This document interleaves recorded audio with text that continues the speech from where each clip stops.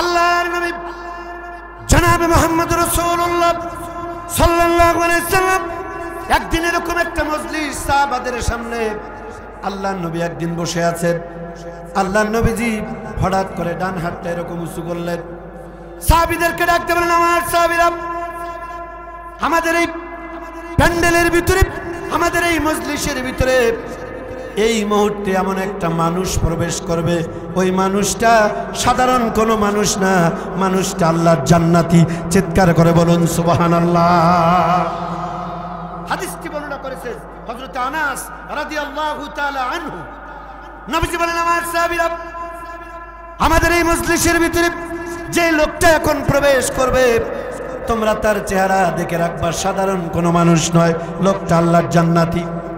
সাহাবারা মনে করেন, হারে ইন্তেকালের পূর্বে আল্লাহ রাব্বুল আলামিন কাকে জান্নাতের ব্যাপারে এত গ্যারান্টি দিলেন? সমস্ত সাহাবারা ওই কোন সাহাবী মজলিসের ভিতরে আসবে ওনাকে দেখার জন্য অপেক্ষমান। আমার ভাইয়েরা, আমার মা বোনেরা, নবীজি আমার যখন এই সাহাবীদেরকে বললেন যেই মানুষটা এখন মজলিসে আসবে সাধারণ কোনো মানুষ না, মানুষটা আল্লাহর জান্নাতি, সমস্ত সাহাবীরা কে ওই জান্নাতি, এত বড় ভাগ্যবান ব্যক্তি নাকি দেখার অপেক্ষায়। তেনারা মনে করলেন না জানি কত বড় সাহাবী। আমার ভাইয়েরা, কিছুক্ষণের ভিতরে একজন সাদামাটা মানুষ সদ্য অজু করেছে, অজুর পানিগুলো শরীর থেকে দাড়ি থেকে টপ টপ করে পড়তেছিল। জুতার স্যান্ডেল বাম হাতের ভিতরে নিয়ে আল্লাহর নবীর মজলিসে ঢুকে পড়লাম, নবীজিকে সালাম দিলেন, আসসালামু আলাইকুম ইয়া রাসূলুল্লাহ, ইয়া হাবিবাল্লাহ। আমার নবীকে সালাম দিয়ে ভদ্রতার সাথে, নম্রতার সাথে নবীজির এই মজলিসের একটা কর্নারে বসে পড়ল।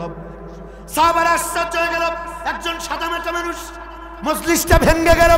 আমার ভাইয়েরা, এরপরে আরেকদিন আল্লাহর নবী সাহাবীদেরকে নিয়ে বসে আছেন, হঠাৎ করে নবীজি ডান হাত উঁচু করে বললেন, আমার সাহাবীরা, আজকেও আমাদের এই মজলিসের ভিতরে এখন এমন একজন মানুষ প্রবেশ করবে, ওই মানুষটা কোনো সাধারণ মানুষ নয়, তাকে দেখে রাখবা, চেহারা চিহ্নিত করে রাখবা, লোকটি আল্লাহর জান্নাতি। সুবহানাল্লাহ কইতে পারলেন না? গোবিন্দগঞ্জের মুসলমান চিল্লায় বলো আল্লাহু আকবার।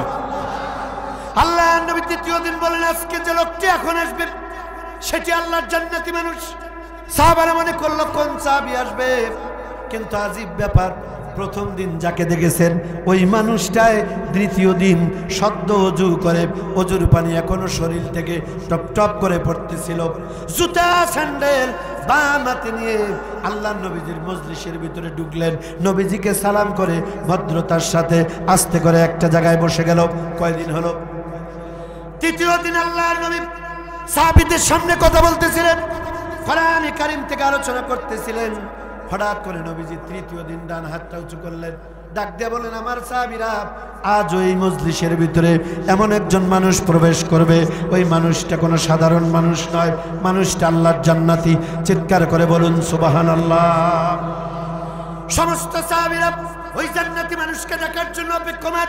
তৃতীয় দিন, প্রথম দিন যাকে দেখেছে, দ্বিতীয় দিন যাকে দেখেছে, তৃতীয় দিন ওই মানুষটাই ওযু করে আল্লাহর নবীর প্যান্ডেলে ঢুকলেন, নবীজিকে সালাম করে এবার বসে গেলেন। কয়দিন হলো? সালাসা ইয়ামা, 3 দিন। আমার ভাইয়েরা, আমার মা বোনেরা, একটু কান লাগান। জান্নাত যারা পেতে চান, ছোট্ট একটা আমল আলোচনার ভূমিকায় দিয়ে যায়। আল্লাহর জান্নাতের মেহমান যারা হতে চান, এই একটা মাত্র হাদিস শুনে যদি ব্যক্তি জীবনে আমল করতে পারেন, বিশ্বাস করুন আল্লাহর নবীর সাহাবীদের সাথে আল্লাহ জান্নাতে জায়গা করে দিবে। বন্ধুগণ আমার, তৃতীয় দিন সমস্ত সাহাবীরা, প্রোগ্রাম যখন শেষ হয়ে গেল, নবীজি চলে গেলেন যার যার মতো করে। সমস্ত সাহাবা নিজেদের মতো করে বাড়িতে চলে গেল, কিন্তু আল্লাহর নবীর একজন সাহাবী, যুবক সাহাবী হযরত আব্দুল্লাহ ইবনে আমর রাদিয়াল্লাহু তাআলা আনহু বেরিয়ে যাওয়া গেটের দরজায় দাঁড়িয়ে আছে। যেই লোকটারে আল্লাহর নবী 3 দিন জান্নাতি বলল, ওই বয়োজ্যেষ্ঠ মানুষ, ভদ্রলোক বাড়ির দিকে রওনা করলেন। হযরত আব্দুল্লাহ ইবনে আমর ওই মুরব্বির সামনে দাঁড়ালেন, ডাক দিয়ে বললেন, আসসালামু আলাইকুম। ওগো আল্লাহর নবীর সাহাবী, আমি একটু আপনার সাথে কথা বলতে চাই। কি কথা? হযরত আব্দুল্লাহ ইবনে আমর রাদিয়াল্লাহু তাআলা আনহু বলেন যে আমি একটু হিকমত করলাম, কৌশল অবলম্বন করলাম। হযরত আব্দুল্লাহ ইবনে আমর ডাকতে বলেন, আমি যখন আমার বাড়ি থেকে বের হয়ে আজকে এসেছি, বাড়িতে থাকা অবস্থায় আমার আব্বার সঙ্গে একটু কথা কাটাকাটি হয়, একটু বাকবিতণ্ড হয়, ছোটখাটো বিষয় নিয়ে ঝগড়া হয়। কৌশল করতেছে।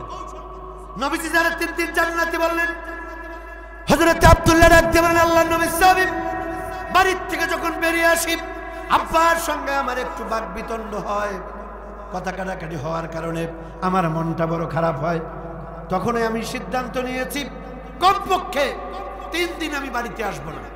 ওগো আল্লাহর নবী সাহাবী, আপনি যদি কিছু মনে না করেন, 3টা দিন আমি আপনার বাড়ির একটু মেহমান হতে চাই। আল্লাহু আকবার কর।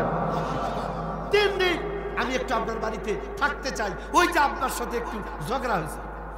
আল্লাহর নবী সাহাবী বুঝতে পারে নাই, ডাক দিয়ে বলছে, রে আব্দুল্লাহ, তোমরা বড় লোক মানুষ, আমি তো গরিব, আমার মতো গরিব মানুষের মেহমান, তোমার মতো এত বড় নবীজির এত বড় সাহাবী টাকাওয়ালা মানুষের সন্তান, তুমি হবা আমার বাড়ির মেহমান, এ তো আমার তকদির, কোনো সমস্যা নাই, চলো। হযরত আব্দুল্লাহ ওই সাহাবীর বাড়িতে মেহমান হওয়া তার উদ্দেশ্য না। আল্লাহ নবী তারে 3 দিন জান্নাতি বলেছে। লোকটি কি কি আমল করে, 3 দিন যদি লোকটার পাশাপাশি থাকতে পারি, লোকটার বাড়িতে থাকতে পারি, লোকটার কাছাকাছি থাকতে পারি, কি আমল করার কারণে আল্লাহ তার মর্যাদা সম্মান এত বাড়িয়ে দিয়েছেন। ইন্তেকালের পূর্বে আল্লাহর নবী জান্নাতি জবান দিয়া 1 দিন নয়, 2 দিন নয়, 3 দিন তারে জান্নাতি ঘোষণা দিয়েছেন। চিৎকার করে কথা বলেন ঠিক কিনা?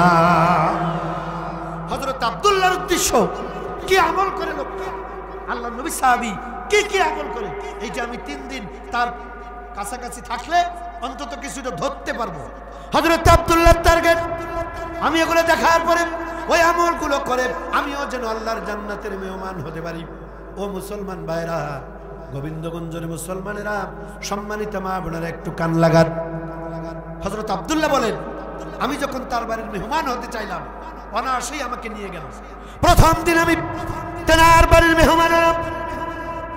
ইশার নামাজের পরে একসাথে বসে দস্তরখানার ভিতরে আমরা খাইলাম। এরপরে খানিকটা গল্প গুজর করে আমি শুয়ে পড়লাম। আমি লক্ষ্য করলাম আল্লাহর বান্দা কোরআনে কারীম তেলাওয়াত করলেন, সূরা মুলক তেলাওয়াত করলেন, তাসবিহ তাহলিল পড়তে পড়তে আল্লাহর নবী সাহাবী এবার ঘুমিয়ে পড়লাম। আমি আব্দুল্লাহ ঘুমাইলাম, কারণ কখন ঘুম ভাঙবে, ঘুম থেকে উঠে কখন কি আমল করে, এটা আমার দেখা লাগবে। হযরত আব্দুল্লাহ বলেন, আমি তো ঘুমাইলাম না। আল্লাহর নবী সাহাবী, নবীজি যার 3 দিন জান্নাতি বললেন, তিনি এবার ঘুমায় পড়লেন। আমি তো আর ঘুমাই না। তাহাজ্জুদ পর্যন্ত ঘুমালেন, উঠলেন, ওযু করলেন, একসাথে তাহাজ্জুদ আদায় করলাম। আজান শুনে মসজিদে গিয়ে জামাতের সাথে ফজর আদায় করলাম। বাড়িতে চলে আসলাম, কোরআন কারীমের সূরা ইয়াসিন তেলাওয়াত করলাম, অন্যান্য জিকির আজকার করে হালকা খাবার খেয়ে আমাকে নাস্তা পানি করায় এবার কাজের জন্য ময়দানে চলে গেল। প্রথম দিনটা এভাবে চলে গেল। আমি অবাক হয়ে গেলাম, নবীজি যারে জান্নাতি জবান থেকে 3 দিন বলেছে লোকটি জান্নাতি, কিন্তু কই কি এমন আমল করে যে নামাজ পড়লো, এটা তো আমরাও পড়ি, তাহাজ্জুদ আমরাও পড়ি, জিকির আজকার আমরাও করি, এক্সট্রা তো কোনো আমল দেখতে পেলাম না। হযরত আব্দুল্লাহ বলেন, আমি মনে মনে ভাবলাম আমি আজকে তার বাড়ির মেহমান, হয়তো আমার কারণে আজকে রাতে তেমন কোনো আমল করে নাই, আগামীকাল হয়তো আমল করবে। হযরত আব্দুল্লাহ বলেন, আমি দ্বিতীয় রাত আমল দেখার জন্য অপেক্ষায় থাকলাম। দ্বিতীয় রাত চলে আসলো। ইশার নামাজের পরে জিকির করতে করতে, কোরআন কারীম তেলাওয়াত করে জিকির করতে করতে আল্লাহর নবী সাহাবী ঘুমিয়ে পড়লেন। আমি অপেক্ষায় থাকলাম কখন ঘুম থেকে জাগবে, কি আমল করবে। কিন্তু কই, প্রথম রাত যেভাবে আমল করতে দেখলাম, প্রথম দিন যেভাবে আমল করতে দেখলাম, দ্বিতীয় রাত আর দিনের ভিতরে এর ব্যতিক্রম কোনো আমল আমি তো দেখতে পেলাম না। কোন কারণে নবীজি তার 3 দিন জান্নাতি বলল, বুঝতে পারলাম না। হযরত আব্দুল্লাহ বলেন, হয়তো তৃতীয় রাত আমি দেখতে পারবো। কয়দিনের জন্য আসছে, কথা কি বুঝতেছেন আপনারা? কয়দিনের জন্য আসছে, কয়দিন গেল? হযরত আব্দুল্লাহ রাদিয়াল্লাহু তাআলা বলেন, তৃতীয় দিন। আমি ভাবলাম আজকে হয়তো গুরুত্বপূর্ণ কিছু আমল করবে যেটা আমি দেখব। আমার ভাইয়েরা, সম্মানিত মা বোনেরা আমার, হযরত আব্দুল্লাহ রাদিয়াল্লাহু তাআলা আনহু বলেন, তৃতীয় রাতটা আমি খেয়াল করতে থাকলাম, প্রথম দ্বিতীয় রাত যে আমল করেছে এর ব্যতিক্রম কোন আমল আমি দেখতে পেলাম না।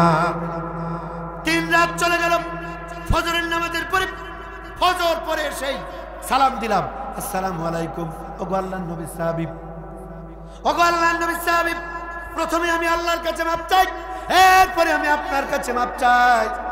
এই যে 3 দিন আমি আপনার বাড়িতে থাকলাম, আসলে প্রথম দিন একটু একমত করেছিলাম, কৌশল করেছিলাম, আব্বার সঙ্গে আমার কোনো বাকবিতণ্ড হয় নাই, কথা কাটাকাটি হয় নাই।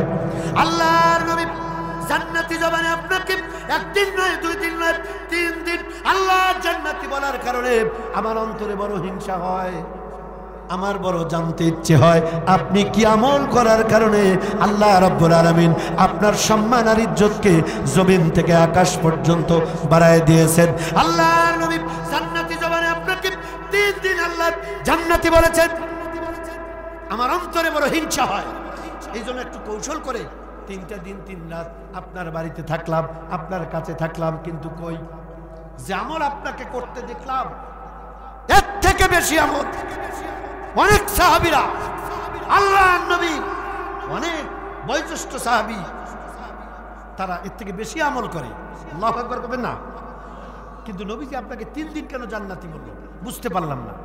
আল্লাহর নবী জনৈক সাহাবী ডাক দিয়ে বলেন, আব্দুল্লাহ, 3 দিন তুমি আমাকে যে আমল করতে দেখেছো এর ব্যতিক্রম কোন আমল আমি করি না। হযরত আব্দুল্লাহ এই কথা শুনে এবার বাড়ির দিকে রওনা করলেন। কিছু দূর যাওয়ার পরে পিছন থেকে ওই সাহাবী ডাক দিল, আব্দুল্লাহ একটু দাঁড়াও। হযরত আব্দুল্লাহ বলেন, আমি দাঁড়িয়ে গেলাম, ফিরে আসলাম। কিছু বলবেন? জি। 3 দিন তুমি যে আমাকে আমল করতে দেখেছো এর ব্যতিক্রম কোন আমল তো আমি করি না।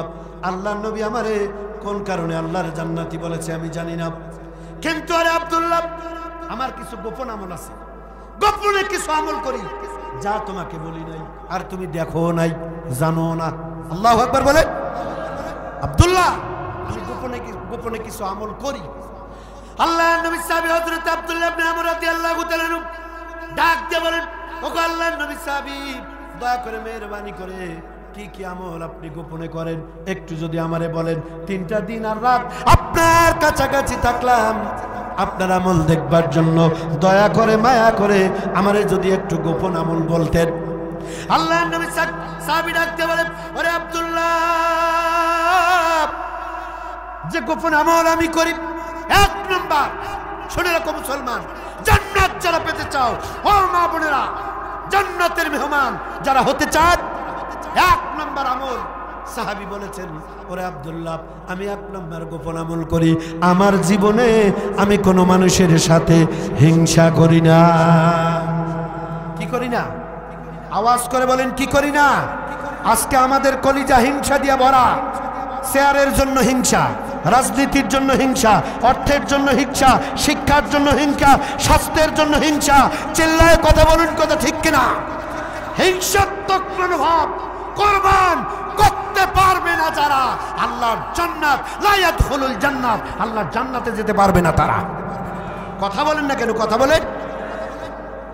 আল্লাহর নবী সাহাবী ডাকতে বলেন, আব্দুল্লাহ, আমি 2 নম্বর একটি গোপন আমল করি, আমার জীবনে আমি কোন মানুষের গীবত সমালোচনা করি না। সুবহানাল্লাহ কইতে পারলেন না? গোবিন্দগঞ্জের মুসলমান জোরে কন্যা সুবহানাল্লাহ। মানুষের গীবত সমালোচনা করি না। কয়টা গেল? 3 নম্বর।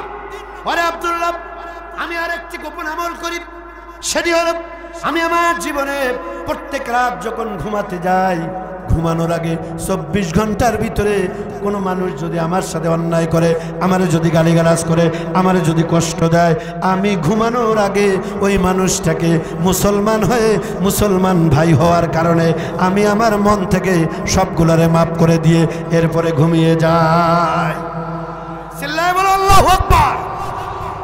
হলো জান্নাতের আমল। এই 3টা আমল, হিংসা করবেন না, গীবত সমালোচনা করবেন না, মানুষকে ক্ষমা করতে শিখুন। কথা বলুন ঠিক কিনা? আল্লাহ রাসূল মক্কা বিজয়ের পরে সবাইকে সাধারণ ক্ষমা ঘোষণা করেছে। কোরআন ওয়ালারা, নবীর উত্তরসূরি আল ওলামা ওয়ারাসাতুল আম্বিয়া, আমরাও 5 আগস্টের পরে সেই স্বৈরাচারী জালিম খুনিদেরকে সাধারণ ক্ষমা ঘোষণা করেছি। তবে দেশের কোরআন প্রেমিক তৌহিদি জনতা সব মাফ করবে, বিডিআর বিদ্রোহ ক্ষমা হবে না। কথা বলেন না কেন? এখন আওয়াজ দিতে হবে, কথা ঠিক কিনা? সব মাফ হবে। 5ই মে হেফাজতের ইসলামের উপরে, কোরআনের পাখিগুলোর উপরে এরকম করে বৃষ্টির মতো গুলি করে ঝাঁঝরা করে দুনিয়া থেকে বিদায় করে দিয়ে তোমরা মিডিয়ার সামনে বক্তৃতা করেছো।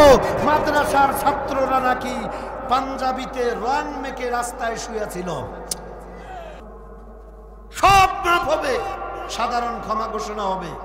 কিন্তু মনে রাখবেন, এদেশের কোরআনের পাখিগুলো শাইখুল হাদিস ইবনে আল্লামা শাইখুল হাদিস আল্লামা মামুনুল হক তার মতো আলেমকে মিথ্যা মামলা দিয়া মুফতি আমির হামজা রফিকুল ইসলাম মাদানী নন্দিত মুফাসসির সারা পৃথিবীতে যার তাফসীর শুনে অসংখ্য মুসলমানেরা রাতের বেলা ঘুমায়, সারা পৃথিবীতে যার কণ্ঠে কোরআন শুনে অসংখ্য অমুসলিমেরা তাদের ধর্মের উপরে লাথি মেরে ইসলাম কবুল করে মুসলমানদের কাতারে শামিল হয়। আমাদের কোরআনের নন্দিত পাখি শহীদ মকবুল মরহুম আল্লামা দেলোয়ার হোসেন সাইদি সাহেবকে তোমরা 13টা বছর জেলের ভিতরে নির্যাতনের স্টিমুলার চালিয়ে নির্যাতন করে বিদায় করেছো, ইনজেকশন পুশ করে হত্যা করে শহীদ করেছো। এদেশের মানুষ সব মাফ করবে।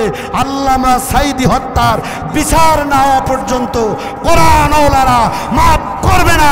রাজি আছেন? কারা কারা দু হাত উঁচু করে আল্লাহকে দেখা।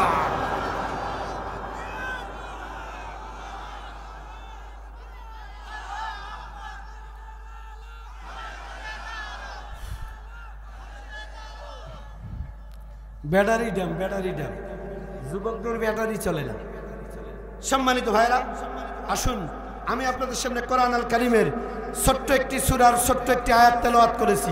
খুব মজার একটি আলোচনা আজকে শুনতে পাবেন ইনশাআল্লাহ। গুরুত্বপূর্ণ টপিক সূরাটা কোরআন আল কারীমের। কথা বলেন ঠিক কিনা? কোরআনের সূরা কয়টা? 114টা। এর ভিতরে আমরা যে সূরা তেলাওয়াত করেছি এর সিরিয়াল নাম্বার 111। সূরাটার নাম সূরাত লাহাব। নাজিল হয়েছে রাসূল পাক সাল্লাল্লাহু আলাইহি সাল্লামের মাক্কি জীবনে। সূরাতে আয়াত আছে 5টা, রুকু আছে 1টা, তেলাওয়াত করেছি 1টা মাত্র আয়াত, 1 নম্বর আয়াত। সম্মানিত ভাইরা, কি চমৎকার বিষয়। আমরা সবাই চিল্লায় বলুন তো, আমরা গোলাম কার? আরেকটু আওয়াজ বাড়ায় বলেন, আমরা গোলাম কার? আল্লাহর গোলাম। মনে রাখবেন, নামাজের ভিতরে আমরা তেলাওয়াত করে আল্লাহকে বলে দেই, ইয়্যাকা না'বুদু ওয়া ইয়্যাকা নাস্তাঈন। বলি না? এই আয়াত নামাজে আছে না নাই? আল্লাহ নবী বলেন, ক্বালা রাসূলুল্লাহ সাল্লাল্লাহু আলাইহি সাল্লাম, লা সালাতা ইল্লা বিল ফাতিহাতুল কিতাব। নবীজি বলেন, যে ব্যক্তি নামাজ আদায় করলো, নামাজের ভিতরে সূরা ফাতিহা তেলাওয়াত করলো না, ওটা কোনো নামাজ নয়। তার মানে নামাজটা হয় নাই। জোরে বলতে হবে, কথা ঠিক কিনা? প্রত্যেক রাকাত নামাজে আমরা সূরা ফাতিহা পড়ি। 4 নম্বর আয়াত পড়ি, ইয়্যাকা না'বুদু, আল্লাহ তোমার গোলামি করি, তোমার দাসত্ব করি, ওয়া ইয়্যাকা নাস্তাঈন, সাহায্য চাই কার? জোরে বলেন, সাহায্য চাই কার? আমার প্রিয় ভাইয়েরা, আল্লাহর গোলামি আর দাসত্ব করার কারণে হকের উপরে থাকতে গেলে আপনাকে, কোরআনের উপরে চলতে গেলে আপনার উপরে নির্যাতন আসতে পারে, হামলা আসতে পারে, মামলা হতে পারে, আপনারে পিটাতে পারে, বাড়ি ভেঙে দিতে পারে, দোকানে আগুন লাগা দিতে পারে, চাকরি কেড়ে নিতে পারে, আপনার বুকে আবু সাইদের মতো মুগ্ধর মতো গুলি চালায়া ঝাঁঝরা করে বিদায় করে দিতে পারে বাতিল শক্তিরা। আওয়াজ করে কথা বলেন ঠিক কিনা? তার প্রমাণ কি? আমরা এই একটি মাত্র আয়াত থেকে টেনে টেনে কথা বের করব ইনশাআল্লাহ। আপনি ইসলামের উপরে থাকলেই বিপদ। আল্লাহর নবী সূরা লাহাবটা কোন দিন নাযিল হলো? নবীজি আমার, আপনার আমার কলিজার টুকরা নবী, সূরা লাহাব যেদিন নাজিল হয় একেবারে সংক্ষিপ্ত করে বলছি, অনেকেই শানে নজুল জানেন, এই জন্য শুধু মূল কথা বলছি। পাহাড়ের একটি চূড়ায় বাতহা নামক জায়গায় রাসূলুল্লাহ সাল্লাল্লাহু আলাইহি সাল্লাম উঠলেন, ডান হাত উঁচু করে কুরাইশদেরকে আহ্বান করলেন, ইয়া বাতহা ইয়া সাবহা ইয়া সাবহা। আমার রাসূল ডাকলেন, কুরাইশ নেতারা সবাই চলে আসলো। নবীজি বললেন, আমি যদি তোমাদেরকে এমন কথা বলি যে সকাল সন্ধ্যা তোমাদেরকে টর্চার করা হবে, নির্যাতন করা হবে, রিমান্ডে নেওয়া হবে, তোমরা কি আমার কথা বিশ্বাস করবা?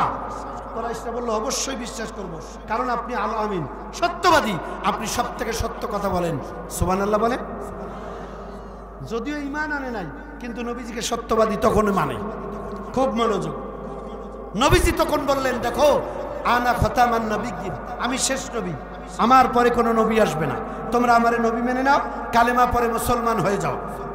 যদি তা করতে না পারো, যে রাস্তায় এখন আছো, তোমাদেরকে জাহান্নামের আযাবে গজবে পুরে সরকার করা হবে।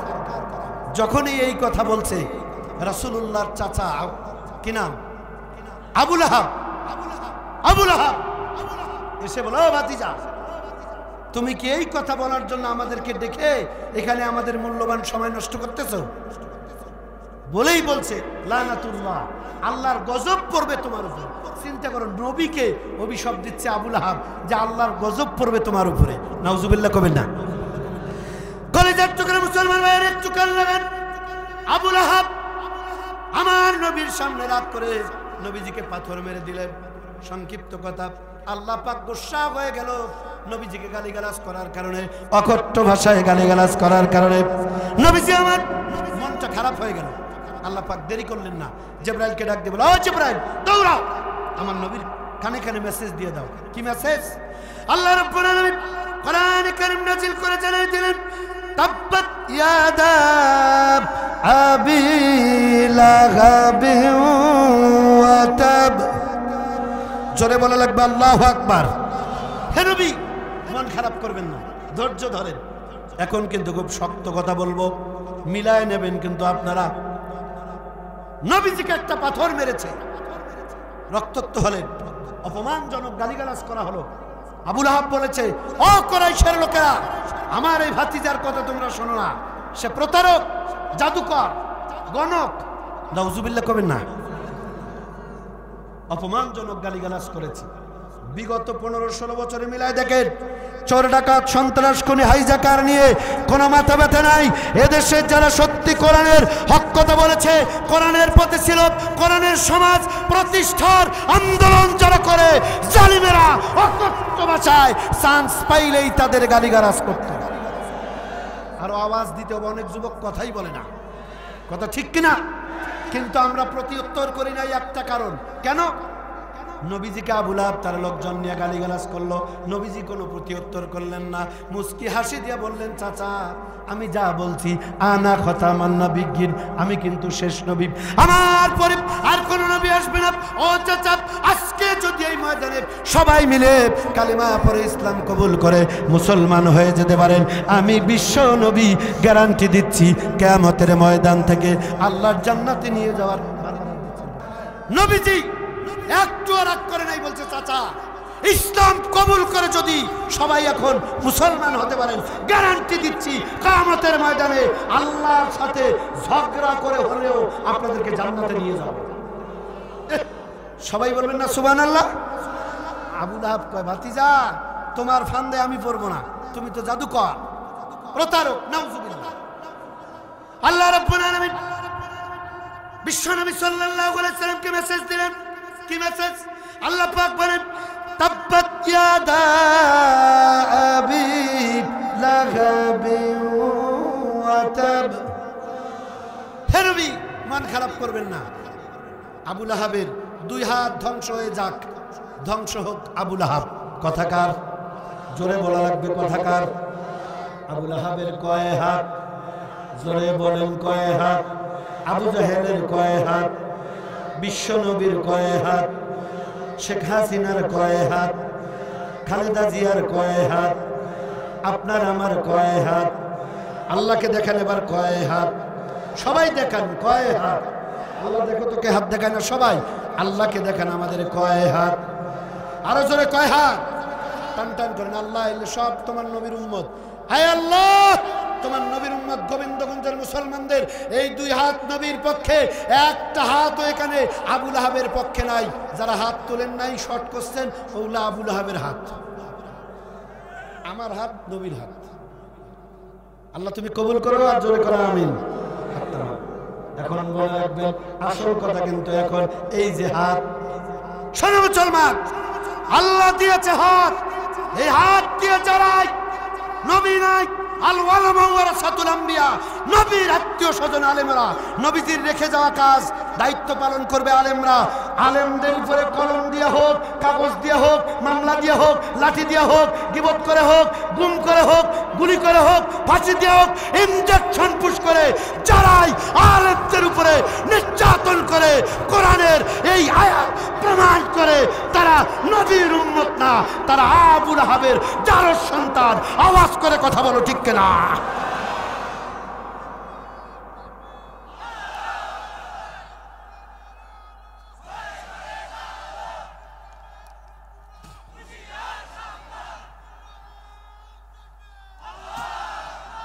বলবো আর কয়েকটা কথা বলবো।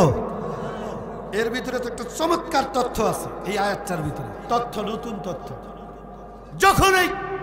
যখনই আপনি এই কোরআন মেনে চলবেন, নবীজিকে আল্লাহ তাআলা 1500 বছর আগে কামিল কেলাসে একটি কিতাব পড়ানো হয়, হুজুর সাক্ষী দিবে। কিতাবটির নাম আল-ইতকান ফিল উলুমুল কোরআন। আল্লামা জালালউদ্দিন সুয়ুতী রাহিমাহুমুল্লাহ কিতাবটি লিখেছেন।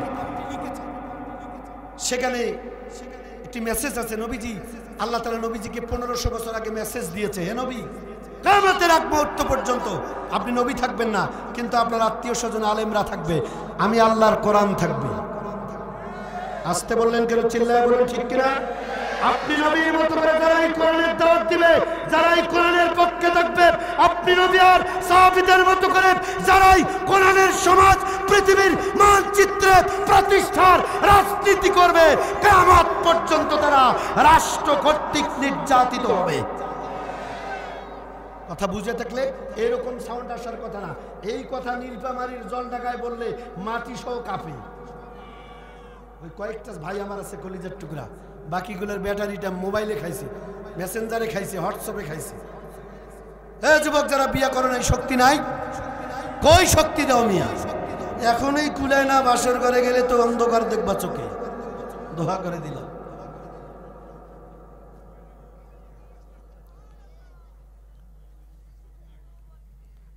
কিয়ামত পর্যন্ত কোরআনওয়ালারা রাষ্ট্র কর্তৃক নির্যাতিত হবে, এ কথা আমার নয়, হাদিসে কুদসি আল্লাহ আমার নবীকে জিবরিল দিয়ে জানিয়ে দিয়েছেন। কথা বলুন ঠিক কিনা? কিতাবের নাম সহ বলে গেলাম, রেকর্ড হচ্ছে কথাগুলো। আগামীকাল সকালবেলায় তাফসির মিডিয়া বগুড়াতে পাবলিশ হবে এই আলোচনাটা। আপনাদের বগুড়ার তাফসির মিডিয়া কন্টিনিউ আমার একটা করে আলোচনা আপলোড হয়। সম্মানিত ভাইরা, যখন এই কোরআন মেনে চলবেন, আল্লাহর জান্নাতের পথ খুঁজবেন, তখন এই বিপদ মুসিবত আছে না নাই? জোরে করে আছে না নাই? একটা হাদিস দিয়ে এখন দলিল নেন। কি দলিল? রাসূল পাক সাল্লাল্লাহু আলাইহি সাল্লামের একজন গরীব সাহাবী, নাম হলো হযরতে বেলাল রাদিয়াল্লাহু তাআলা আনহু। তিনি যখন ইসলাম কবুল করেন, ওই সময় একজন মহিলা ক্ষমতায় ছিল, অবৈধ নেত্রী, বিনা ভোটের নেত্রী, অথবা ধরেন জাস্ট ফর এক্সাম্পল দিনের ভোট চোর ডাকাতদেরকে দিয়ে রাতে মেরে নিয়ে অবৈধ ক্ষমতায় বসার নেত্রী। কথা বলবো না, কথা বলেন, উঠে উঠি করে কেন? কথা বলতে হবে ঠিক কিনা? পিছনের যুবকরা বুঝে থাকলে আওয়াজ দিবেন। আমরা কি কারো পক্ষে বিপক্ষে বলতেছি? মিলাবেন, আমি দলিল দিব, আপনি মিলাবেন। আমি তো আগেই বলছি, হযরতে বেলাল রাদিয়াল্লাহু তাআলা আনহু ছিল ওই সময়ে একজনের কেনা গোলাম, কৃতদাস। ওই মহিলার নাম ছিল উমাইয়া। কি নাম? উমাইয়া ছিল অবৈধ নেত্রী, বিনা ভোটের নেত্রী, অথবা ওই দিনের ভোট রাতে মারিয়া নেত্রী। যদিও পৃথিবীতে আর এরপরে এরকম নেত্রী ছিল না। মানুষ না অন্য কিছু ছিল নাকি? ছিল না? 5 আগস্ট আল্লাহ এমন কিক মেরেছে, জাল ছিঁড়ে বল মামু বাড়ি চলে গেছে। আল্লাহু খায়রুল মাকিরিন। আল্লাহ বলছে কথায় কথায় আমার আব্দুল কাদের চাচা শরীর চলে না, কয় খেলা হবে। আসেন ওসমান চাচা নারায়ণগঞ্জ টাকলা, সাইনবোর্ডে কথা বলেছিলাম গত বছর, চ্যালেঞ্জ করে বলেছিলাম এসি রুমের ভিতরে পুরো বাড়িকে প্রশাসন প্রোডাকশন রেখে মিডিয়ার সামনে খেলা হবে, বক্তৃতা করা যায়। কিন্তু কোরআনের ময়দানে আমরা যারা আছি মাঠে এসে দেখো কত বড় খেলোয়াড় তোরা। রুমের বক্তব্য আর ময়দানে খেলা দুইটা কিন্তু এক নয়। আমরা তো এখনো পূজা বুট মুজা পরি নাই, তাতেই তোমরা গ্যালারি সারি পালিয়ে গেছো। আর ভাই কথা বলেন, আপনি এই লোকটা খালি হাসেন, মজার একটা লোক, পানও খায় কি সুন্দর আমার মতো, কিন্তু ভাই কথা কয় না, খালি হাসে। এখনো খেলা শুরু হয় নাই, গ্যালারির বাইরে পালিয়ে গেছো। মাঠে নামলে তো সেকেন্ডে সেকেন্ডে গোল হতো। এমন পরিস্থিতি হবে তোদের লাশের এক টুকরা গোস্ত কুত্তার কাক বাংলার ভূখণ্ডে পেত না। আওয়াজ করে কথা বলো ঠিক না? খালি না পালিয়ে দেখতেন। থামো। আল্লাহ নবীকে আল্লাহ পাক বলেন, হে নবী আপনি ওয়াজ করে জানাই দেন কিয়ামত পর্যন্ত মুফাসসিরেরা যেন ওই কিসসা কাহিনী, সাপের কিসসা, ব্যাঙের কিসসা, বাপের কিসসা, ইমানদার সাপ, বেঈমান সাপ, আল্লাহর কসম কোরআনের কোথাও নাই। আবার এগুলো ওয়াজ করে আমরা টাকা নেই 1.5 লাখ, জাল হাদিসেও নাই ইমানদার সাপ, বেঈমান সাপ, তা দিয়া লক্ষ লক্ষ টাকা আমি ইনকাম করতেছি। কি চিটারি চলছে আমার দেশে। নবীজিকে আল্লাহ তাআলা বলেন, হে নবী আপনি সূরা আল-আহবের তাফসীর করে জানিয়ে দেন কিয়ামত পর্যন্ত যারা আলেম হবে তারা যেন এই তাফসীর আপনার মতো করেই শোনায়। নবীজি যেভাবে করেছে, কিতাবে যেভাবে এসেছে, ঠিক একই কায়দায় আমি বলার চেষ্টা করতেছি।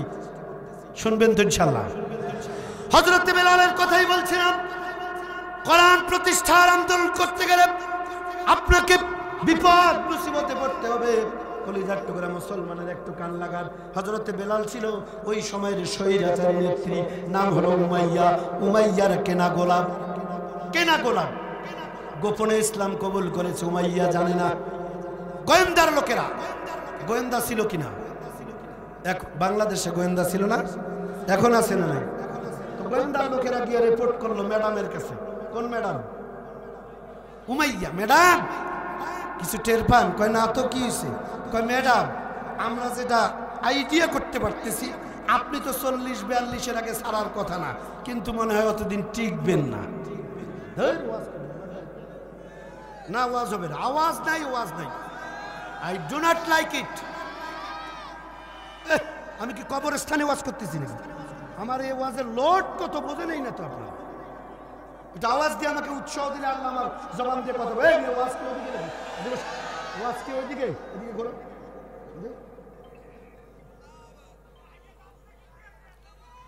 থাক, একটু আগে আসেন তো, গোলাপ ফুলের মতো। যুবক, যুবক দৌড় মেরে আসো তো ভাইয়া, সামনে আসো যুবক। একটা যুবক পিছনে থাকবে না। ওই দেখেন কিছু পলায় যাচ্ছে, নার্ভাস, কাপুরুষ। এই তো দেখছেন হুজুর আপনার এলাকার যুবক। আল্লাহু আকবার। এই মিডিয়া কই?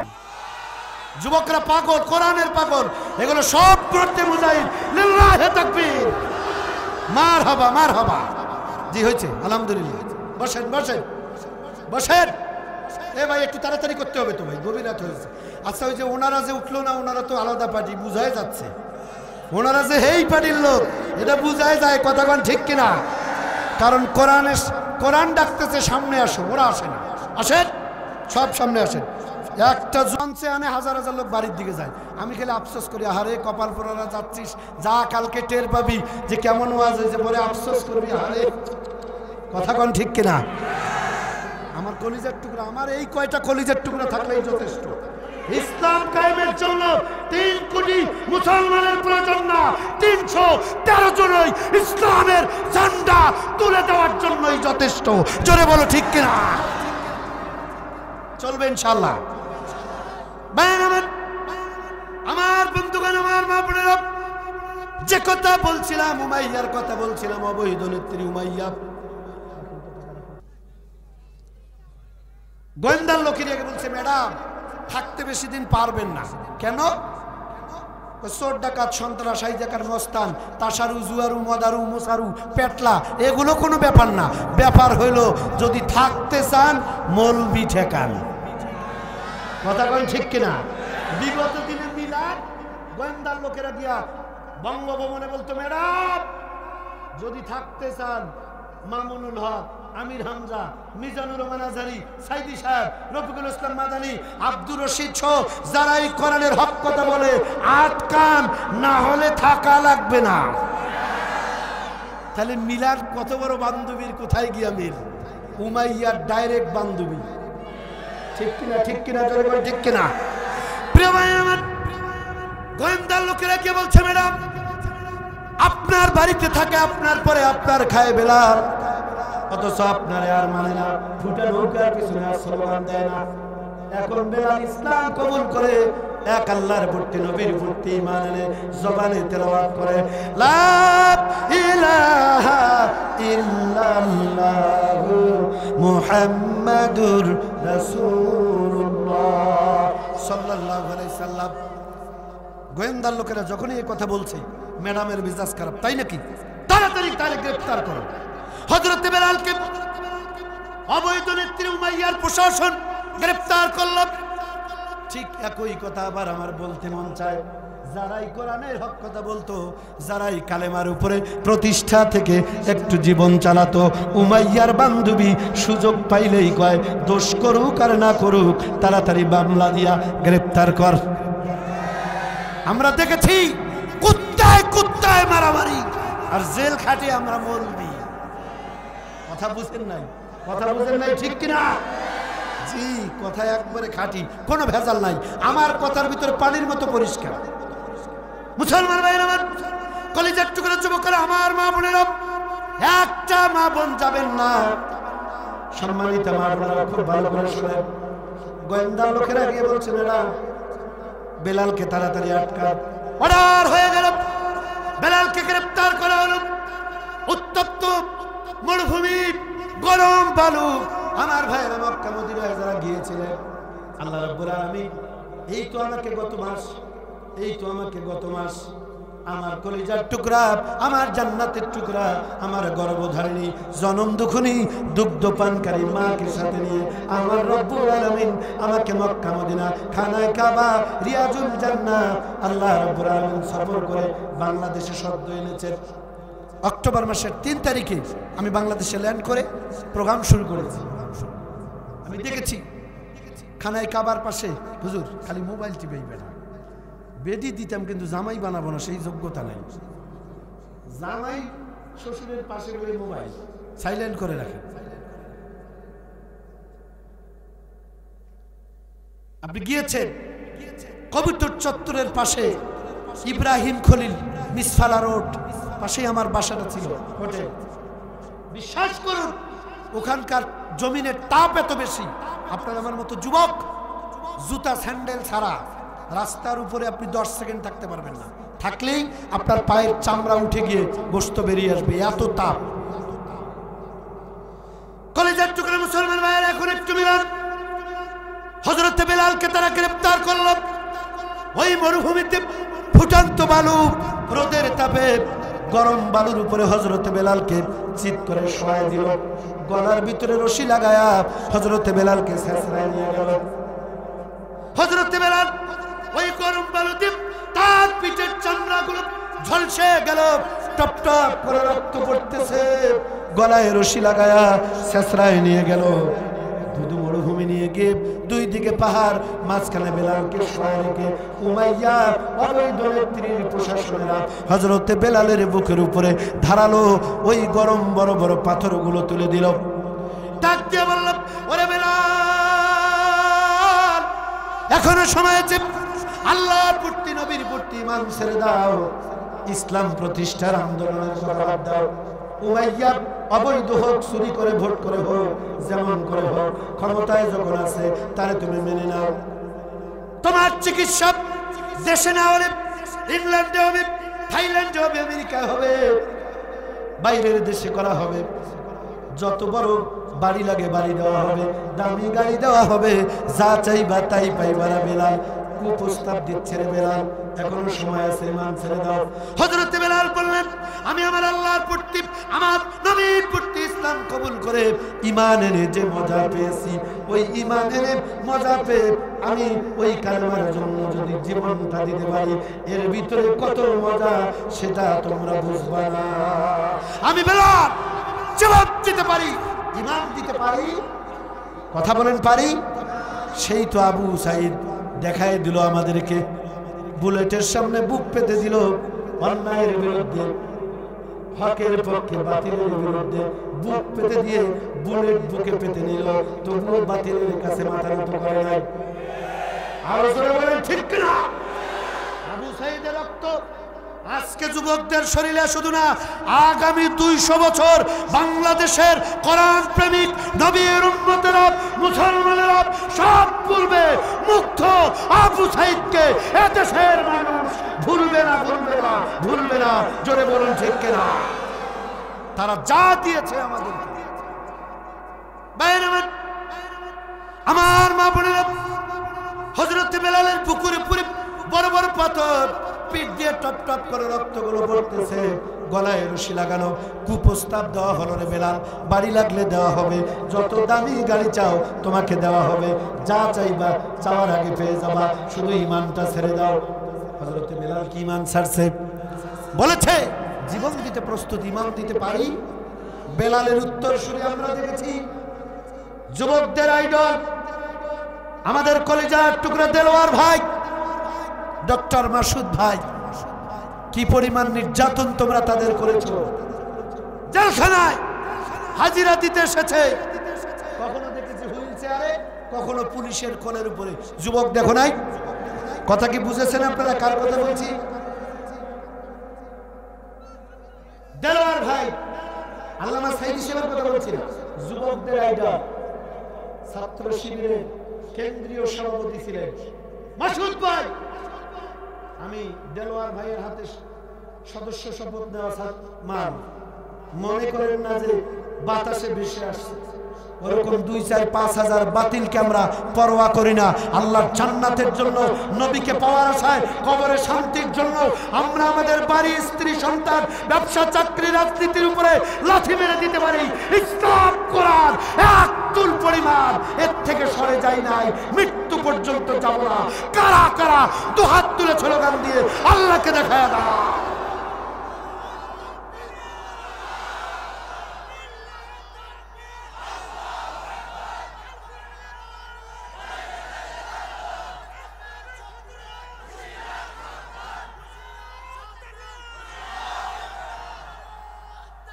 আলহামদুলিল্লাহ। ভাইয়ের আমার, হযরত বেলাল রাদিয়াল্লাহু তাআলা আনহু, তাকে কঠিন নির্যাতন করা হচ্ছে, চুল পরিমাণ ঈমান থেকে সরে গেল না। এখন মজার কথা হবে, একটু কান লাগান।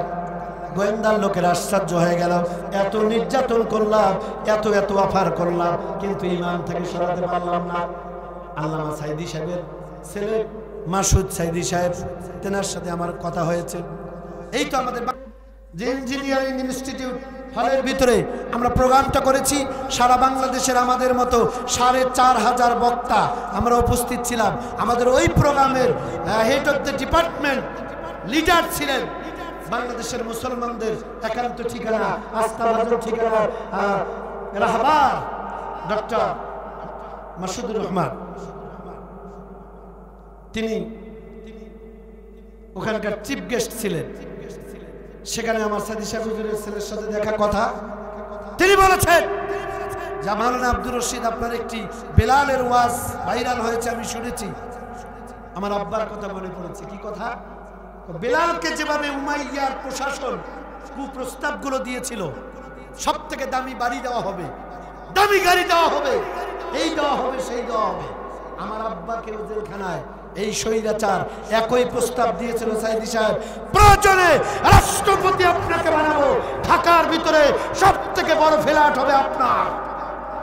আল্লামা সাইদিকে জেলের ভিতরে প্রস্তাব দেওয়া হয়েছে, আপনার উপরে দামি গাড়ি কারো থাকবে না, যা চাইবেন তাই পাবেন, শুধুমাত্র কোরআনের সমাজ প্রতিষ্ঠার আন্দোলনের ওয়াজ বন্ধ করেন। এই প্রস্তাব দেওয়া হয়েছিল। মাসুদ সাইদি সাহেব আমাকে বললেন, একই প্রস্তাব আব্বাকে দেওয়া হয়েছে। সমস্ত প্রস্তাবগুলোকে আমার আব্বাজান দুই পায়ের জুতার ভিতরে বর্ষ করে লাথি মেরে দিয়েছে। 13 বছর কারারুদ্র থেকে ইনজেকশন পুশ করে বিদায় করে দিয়ে আব্বার শহীদি তামান্না তারা পূরণ করেছে। বাতিলের সাথে আপোষ করে নাই, করে নাই, করে নাই। জোরে বলুন কথা ঠিক কিনা? থামেন ভাই, আমার গোয়েন্দা লোকের আশ্চর্য হয়ে গেল, দৌড় মেরে চলে গেল নেত্রীর কাছে। ডাক দিয়ে বলে, ম্যাডাম, ও ম্যাডাম উমাইয়া, আজীব ব্যাপার। কি হয়েছে? কই এইভাবে নির্যাতন করলাম, বেলালকে ইমান থেকে এতটুকুন সরাতে পারি না। তাই নাকি? চলো তো দেখি। এবার ডাইরেক্ট প্রধানমন্ত্রী চলে আসছে, অবৈধ প্রধানমন্ত্রী। প্রধানমন্ত্রী কি একা যায়? প্রশাসন থাকে না? আর্মি, সেনাবাহিনী, নৌবাহিনী, বিমান বাহিনী, আনসার বাহিনী, পেটলু বাহিনী, পেটলা বাহিনী, লাডিয়াল বাহিনী, নুসরা বাহিনী, পান্ডা বাহিনী। আরে কথা কয় না, সবগুলা লাগে। এত লাগবে কেন?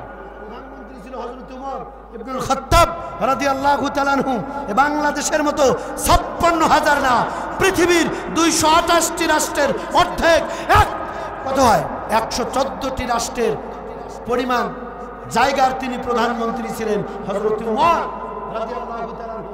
রাতের বেলা পথ চলতেন, পুলিশ, আর্মি, সেনাবাহিনী তো দূরের কথা, একটা সিকিউরিটি গার্ডও ছিল না। কথা বলেন ঠিক কিনা? আমাদের দেশের মেম্বার একা বের হতে পারে না। কখন কোন বিধবা মহিলা ঝাড়ু নিয়ে দাঁড়ায়, গোলাম বিধবা ভাটার কাট করে দিবে, 500 টাকা নিচ্ছিস। আরে কথা কোন যুব ভাই, ভয় একা বের হয় না, দুইটা বিড়ি খোদ দুই সাইডে রাখে। আর যদি চেয়ারম্যান হয়, সামনের 2টা হুন্ডা, পেছনের 2টা হুন্ডা, আর সেফটির জন্য ওই মাঝখানে থাকে। কারণ ওই যে মানুষের মারি খাইছে। কথা বলে না কেন? উপজেলা হইলে আরো বেশি গাড়ি লাগে, এমপি হইলে পুলিশ লাগে, মন্ত্রী হইলে তো কথাই নাই, প্রধানমন্ত্রীর বাপের সুযোগ নাই, একা বাইরে বের হয়। তার মানে বোঝা যায় যে যত বড় পাওয়ারে থাকে সে তত বড় অজগর, চোর এবং ডাকাত। তা না হলে বডিগার্ড লাগবে কেন? কি কথায় ভেজাল আছে? নাই। কলেজের টুকরো মুসলমান ভাই আমার, এবার প্রধানমন্ত্রী উমাইয়া চলে আসলো। ওই মরুভূমিতে হযরত বেলালের বুকের উপরে বড় বড় পাথর, শরীর ঝলসে গিয়ে টপ টপ করে রক্ত পড়তেছে, রক্তাক্ত বেলাল। উমাইয়া চলে আসলো, চতুর্দিকে প্রশাসনের লোক। উমাইয়া এসে বলে, পাথরগুলো নামাও। বুক থেকে পাথর নামানো হলো। ডাক দিয়ে বলছে, ঠান্ডা মেজ আছে বেলাল, আমার একটা প্রেস্টিজ আছে, আত্মসম্মান বোধ আছে। তুমি আমার বাড়ির চাকর, কিনা গোলাম, কৃতদাস।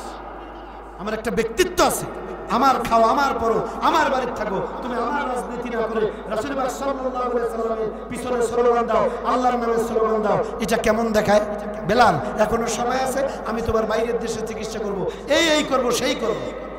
হযরত বেলাল রাদিয়াল্লাহু তাআলা ডাইরেক্ট থেকে প্রধানমন্ত্রী এই কুপ্রস্তাবগুলো যখন দিয়ে দিলেন, ও মুসলমান ভাইয়েরা, হযরত বেলাল কি করলেন? কোরআনে কারীমের ভিতরে তাফসীর লিখতে গিয়ে মুফাসসিরিন কেরাম নোট করে যায়, হযরত বেলাল এক মুহূর্ত দেরি করলেন না। উমাইয়া যখন কুপ্রস্তাবগুলো তারে দিয়া দিল, সাথে সাথে উমাইয়ার মুখের দিকে তাকায়া অসুস্থ দুর্বল বেলাল দরদর করে পিঠ থেকে, শরীর থেকে রক্তগুলো পড়তেছে। হযরত বেলাল তার জবান দিয়ে উচ্চ আওয়াজে কোরআনে কারীম তেলাওয়াত করলেন, কুল হুয়াল্লাহু আহাদ আল্লাহুস সামাদ লাম ইয়ালিদ ওয়া লাম ইয়াকুল লাহু কুফুয়ান আহাদ। হযরত বেলাল একবার না, দুইবার না, তিনবার সূরা ইখলাস তেলাওয়াত করলো। কি পরিমাণ ঈমান হুজুর চিন্তা করেন। ডাইরেক্ট প্রধানমন্ত্রী আসছে, সব বাহিনীর একবারে লিডাররা তো আছে, এত এত প্রশাসন চতুর্দিকে ঘেরা, সবাই খেলে অস্ত্র রেডি। বেলাল, এই বেলাল, আরে কথা কয় না। বেলাল ভয় করে কাকে? আত্তাকুল্লাহ, ইয়া আইয়ুহাল্লাযিনা আমানু আত্তাকুল্লাহ। ঈমানদারেরা আল্লাহ ছাড়া কারো কাছে কাল্লার মতো করে না। কলেজার টুকরা গোবিন্দগঞ্জের মুসলমানেরা খুব ভালো করে শোনেন। এবার উমাইয়া যখন প্রস্তাব দিল, সূরা ইখলাস 3বার পড়লো, উমাইয়ার মেজাজ খারাপ। কিরে, আমি আসলাম তারে কোরআনের রাস্তা থেকে ফেরাতে, আর বেটা আমারে কোরআন শোনায়, মেজাজ খারাপ। আমার দিকে দেখো, গল্প শোনাচ্ছি মনে করেন? এত বড় আলেম আমার পাশে বসা, গল্প হলে থাপ্পড় দিয়া স্টেজ থেকে এতক্ষণ নামাজ দিত। কথা বল ঠিক কিনা? আমার কলেজের টুকরো মুসলমানেরা,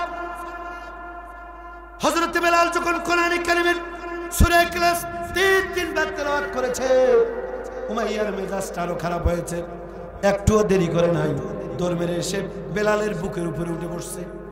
বুকের উপরে বেলালের, বাম হাত দিয়া হযরত বেলালের জিহ্বাটা বের করেছে, টান দিয়া বের করেছে।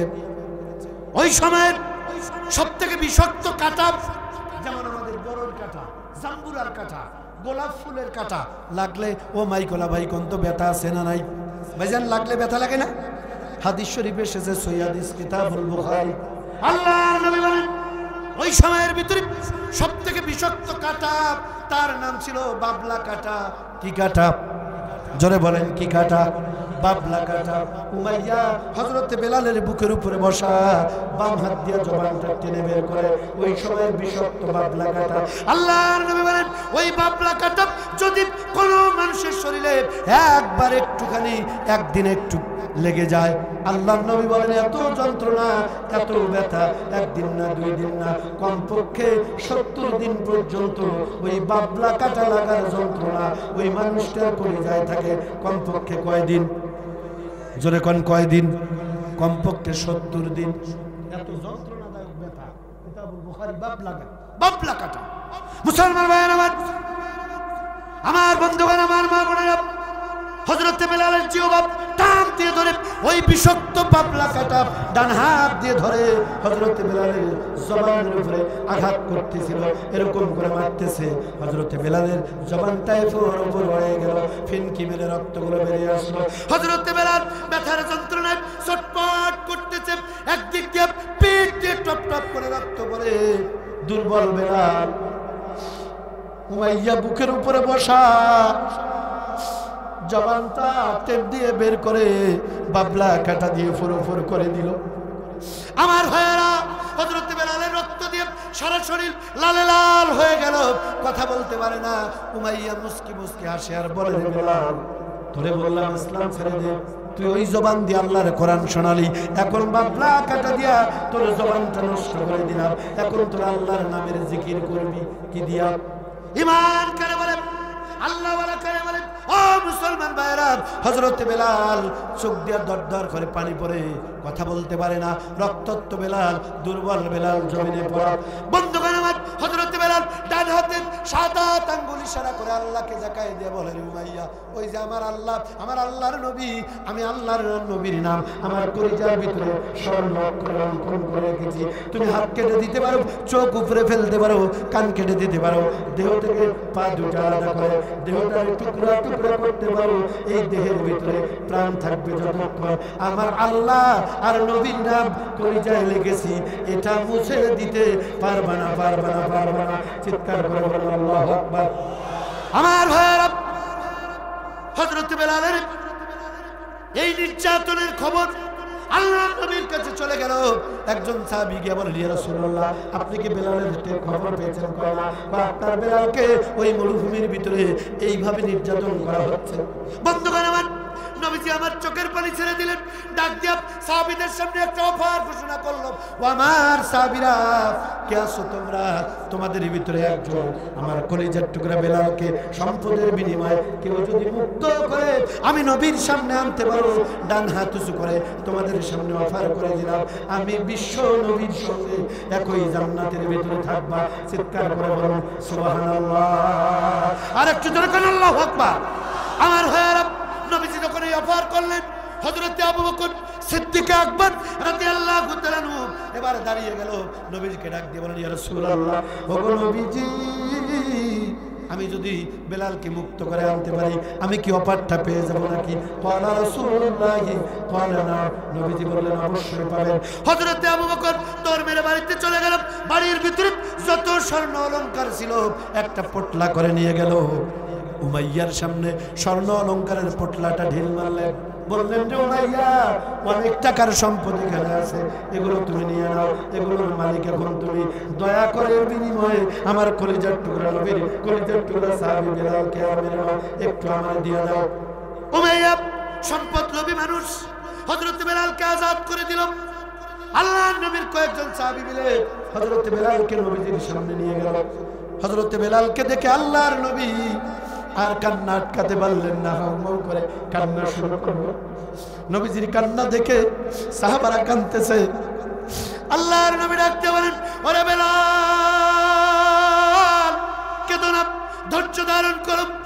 তোমার রক্ত যেই জমিনে পড়েছে আমি আমার নবুয়তের চোখ দিয়ে দেখতে পাচ্ছি আল্লাহ রাব্বুল আলামিন ওই জমিন থেকে ইসলাম আর কালিমার ঝান্ডা উত্তীর্ণ করবেন।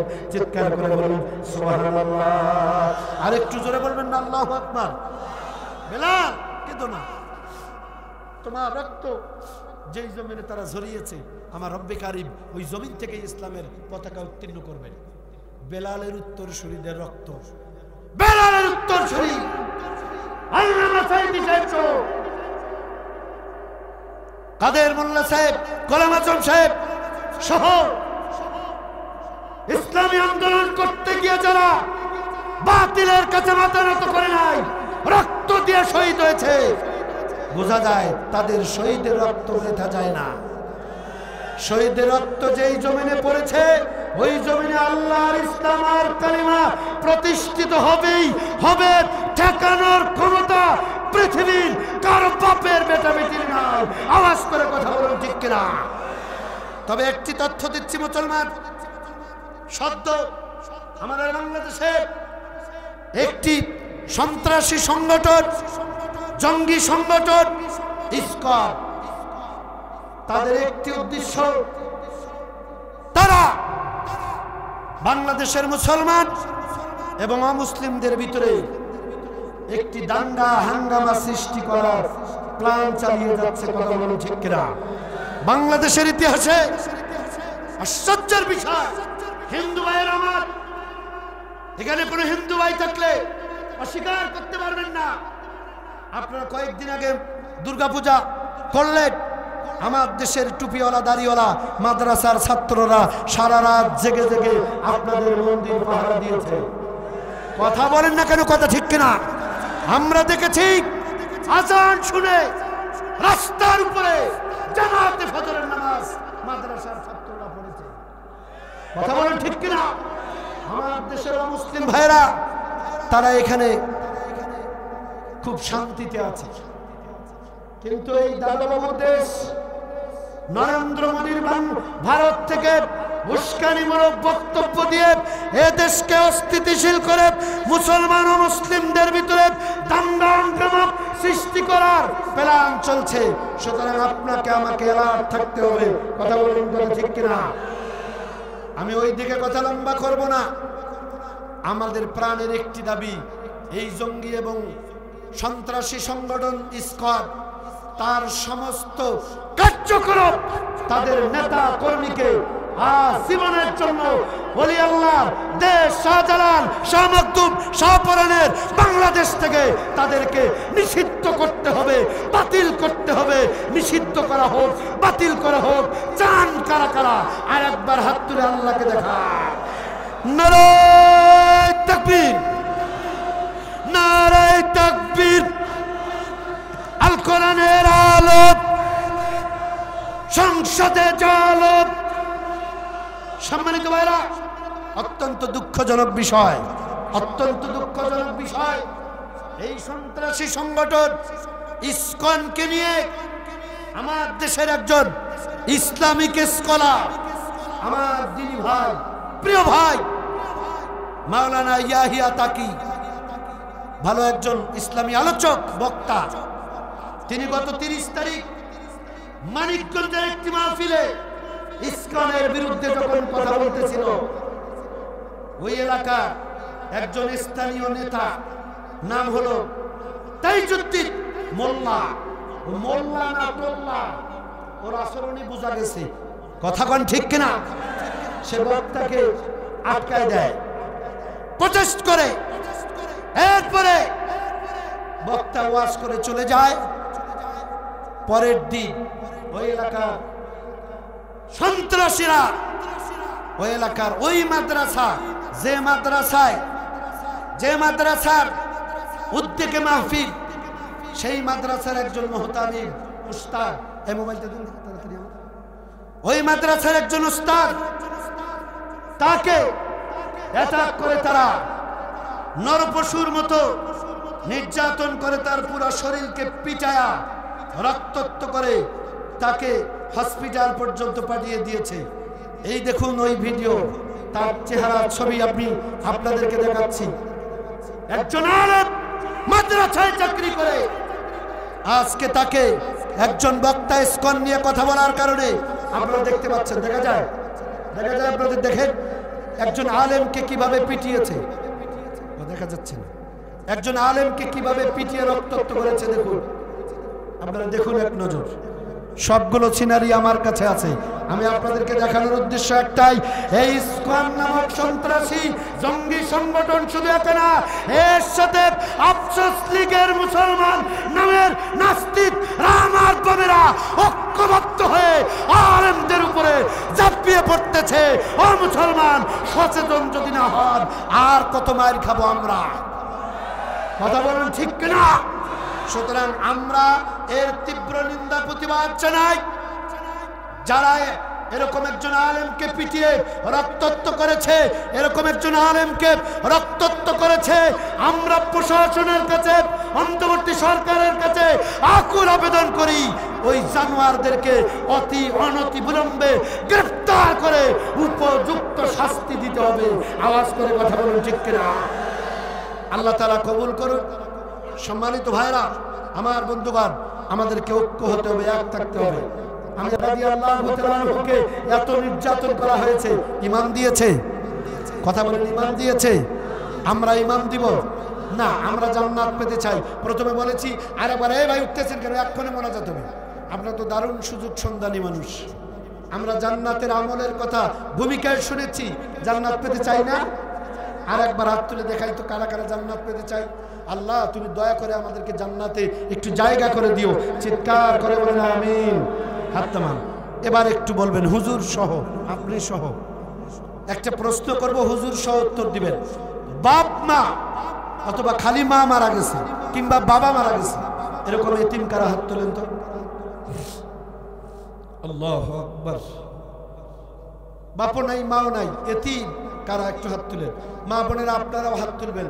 যদিও আমরা দেখতে পাচ্ছি না, কিন্তু আল্লাহ দেখতেছে। আল্লাহ তার সিসি ক্যামেরায় ভিডিও করতেছে। কোরআনে কারীম বলেছেন, আল্লাহ পাক বলেন, মা ইয়ালফিযু মিন কাওলিন ইল্লা লাদাইহি রাকীবুন আতীদ। আল্লাহ পাক রিজার্ভ ক্যামেরায় ভিডিও করে রাখে। আপনি 24 ঘন্টায় কোথায় যান, কি করেন, কি বলেন, সব আল্লাহ ভিডিও করেন। আমি একটি ছোট্ট কথা বলে শেষ করতেছি, এখনই মোনাজাত দেব ইনশাআল্লাহ। মা বোনেরা, আমার একটি ছোট্ট প্রশ্ন আছে। আমি আব্দুর রশিদ এখন যদি মারা যায়, আজকে এখন এই মুহূর্তে, আপনারা এলাকার লোকেরা আমার এই শ্রদ্ধাভাজন হুজুর সহ একটা অ্যাম্বুলেন্সে করে কি আমার লাশটা আমার বাড়ি পর্যন্ত পাঠাবেন না? ধরে নিলাম আপনারা পাঠাবেন না, ধরে নিলাম, জাস্ট ফর এক্সাম্পল। বাট আমার বড় ভাই, জেঠতো ভাই, ৬-৭ বছর ধরে গোটা বাংলাদেশ আমারে নিয়ে ঘুরে বেড়ায় কোরআনের ফেরিওয়ালার মতো। সারা দেশ ৬-৭ বছর থেকে আমার বড় ভাই আমার সাথে আছে, আব্দুল আজিজ ভাই। আমি বক্তা, ওনাকে যদিও আমি ড্রাইভার বলি না, যেহেতু উনি আমার চাচাতো ভাই। অন্তত আপনারা নেন আর না নেন, আমার কথার দিকে একটু মনোযোগ। ভাই তো যেমন করেই হোক আমার লাশটাকে গাড়িতে উঠায়, যুবক ভাইয়া, ভাইয়া প্লিজ, এই যে ভাইয়া সামনে একটু শোনো, এই কথাটা কি বলতে চাই একটু শোনো। মা বোনেরা খুব মনোযোগ, হুজুর আপনিও। আমার ভাই কিন্তু আমার লাশটা যেমন করেই হোক আমার বাড়িতে নিয়ে যাবে। এরপরে বাড়িতে গিয়ে আমার রুমে, যেটা সব থেকে দামি রুম, দামি খাট, ওই বিছানায় রাখবে নাকি? না, রাখবে না।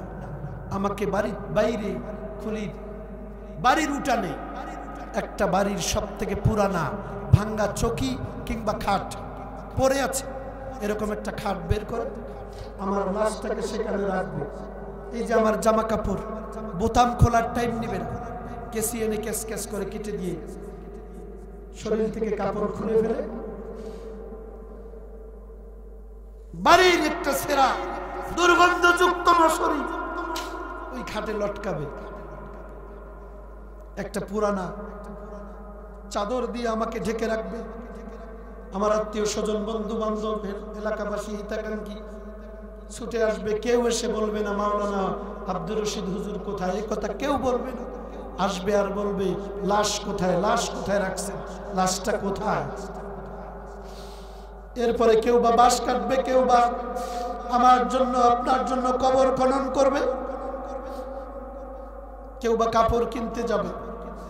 আমি একদিন এক দোকানে লাশের কাপড় কিনতে গিয়ে দোকানদারকে জিজ্ঞেস করলাম যে আমি আব্দুর রশিদ মারা গেলে আপনার দোকানের সব থেকে দামি কাপড় আমার জন্য 3 টুকরা কয় টাকা লাগবে, কয় হাজার?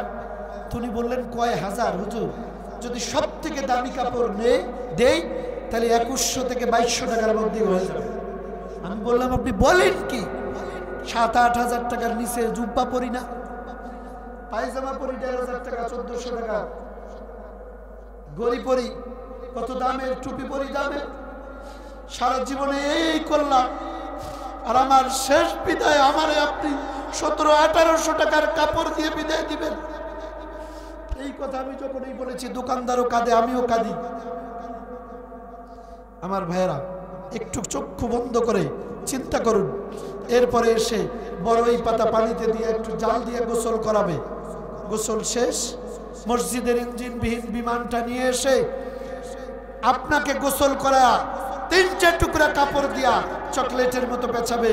সাদা কাপড়ের টুকরা কিংবা তুলা দিয়া কান আর নাকের ছিদ্র বন্ধ করে 3-4 টুকরা কাপড় পুরুষ, মহিলাদের 5 টুকরা চকলেটের মতো পেঁচায়া ওই ইঞ্জিনবিহীন বিমানে শোয়া জানাজা পড়ায়া কানতে কানতে কবরে নিয়ে রেখে আসবে, মাটি দিয়ে আসবে।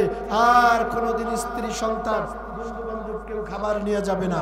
ও মুসলমান, এই দিন কিন্তু আজ হোক কাল হোক, যে কোনো সময় আপনার আমার সামনে, ওই যে সামনে, আল্লাহকে ভুলে যাওয়া যাবে না।